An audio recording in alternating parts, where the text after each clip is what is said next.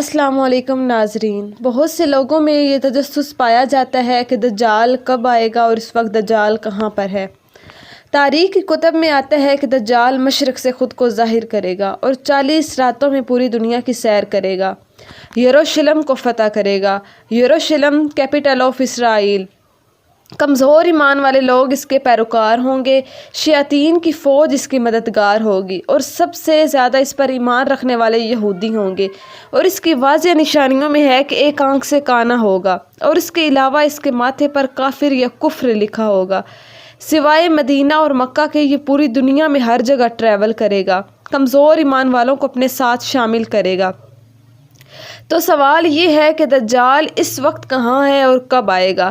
اس حوالے سے جو مستند حوالہ ملتا ہے، امام مسلم نے لکھا ہے، جو صحابی رسول صلی اللہ علیہ وآلہ وسلم ہیں، انہوں نے یہ واقعہ خود نبی پاک صلی اللہ علیہ وآلہ وسلم سے آ کر بیان کیا، اور خود نبی پاک نے اپنی زبان مبارکہ سے تمام صحابہ کو جمع کیا، اور پھر حضرت تمیم داری رضی اللہ عنہ کا یہ واقعہ بیان کیا۔ حضرت تمیم داری پہلے خود نصرانی تھے، یعنی عیسائی تھے، اور بتاتے ہیں کہ میں قبیلہ لحم اور قبیلہ جذام کے 30 لوگوں کے ساتھ مشرق کی جانب سمندر میں بحری سفر پر تھا، اور طغیانی آ گئی، ہمارا جہاز ہمارے کنٹرول سے باہر ہو گیا، ہواؤں کی موجوں کے ساتھ ہم سفر کرتے رہے اور راستہ بھٹک گئے، یہاں تک کہ 30 روز ہم سفر کرتے رہے۔ بالآخر ہم ایک ایسے جزیرے پہ پہنچے جس کے بارے میں ہمیں بالکل خبر نہیں تھی۔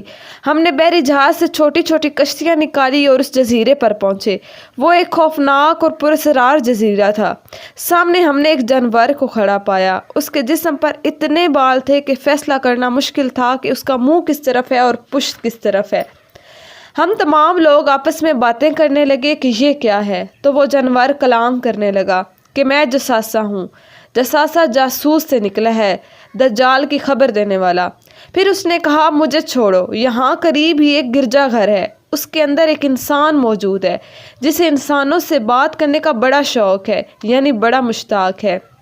حضرت تمیم داری کہتے ہیں کہ ہم ڈر گئے کہ یہ ایک جن ہے، تو اس نے کہا تم لوگ گرجا گھر چلے جاؤ۔ پھر ہم نے فیصلہ کیا ہم گرجا گھر جا کر دیکھتے ہیں، چلو وہاں کوئی انسان تو موجود ہے۔ حضرت تمیم داری کہتے ہیں جب ہم وہاں پہنچے تو ایک ایسا انسان دیکھا، اتنے بڑے جسم والا، ہم نے اس سے پہلے نہیں دیکھا تھا، اتنا خوفناک تھا کہ اس کے ہاتھ اور پاؤں جکڑے ہوئے تھے، دونوں ہاتھ گردن کے پیچھے زنجیروں کے ساتھ جکڑے ہوئے تھے، اور گھٹنوں سے لے کر ٹخنوں تک اس کی پنڈلیاں اتنی بڑی بڑی زنجیروں کے ساتھ، بڑے بڑے سنگلوں کے ساتھ بندھا ہوا تھا۔ پھر ہم نے اس سے پوچھا کہ تو ہے کون؟ تو اس نے کہا مجھے چھوڑو، میرے کچھ سوالوں کا جواب دو، نخل بسان کے بارے میں بتاؤ۔ شاعرین لکھا ہے کہ نخل بسان فلسطین میں کھجوروں کا ایک باغ ہے، کیا وہ باغ ابھی بھی کھجوریں دے رہا ہے؟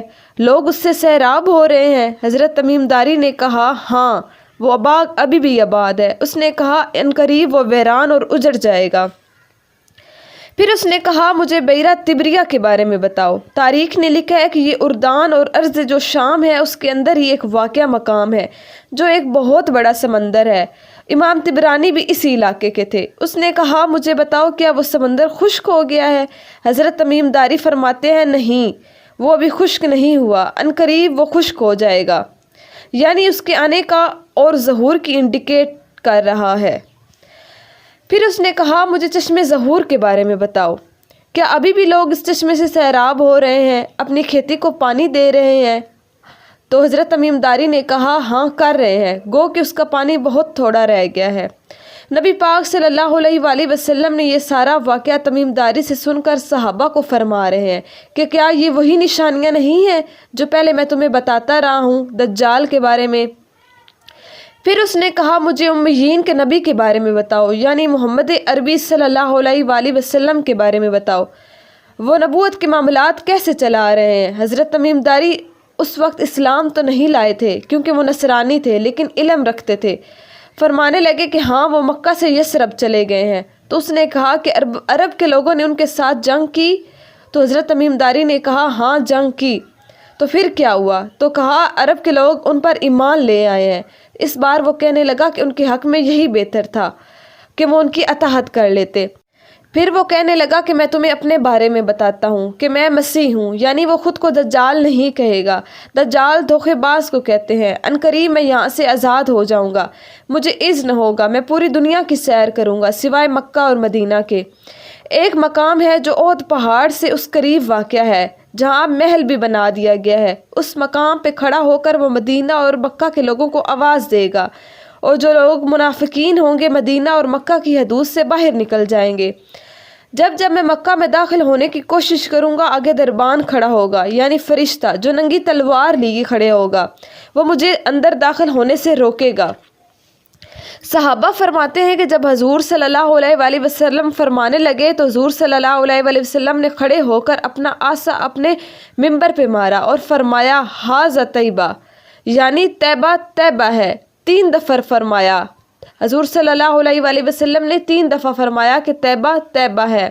یہ جو عاشق ہم کہتے ہیں نا کہ مدینہ مدینہ ہے، یہ خود حضور صلی اللہ علیہ وآلہ وسلم نے فرمایا کہ طیبہ طیبہ ہے۔ دجال بھی مکہ اور مدینہ میں داخل نہیں ہو سکے گا، تو حضور صلی اللہ علیہ وآلہ وسلم نے فرمایا کہ وہ بحیرہ شام اور بحیرہ یمن کی طرف سے آئے گا۔ پھر فرمایا نہیں، وہ مشرق کی طرف سے آئے گا، یعنی یہ حکمت کی طرف سے اشارہ تھا، یہ صیغہ راز میں رکھا جائے گا۔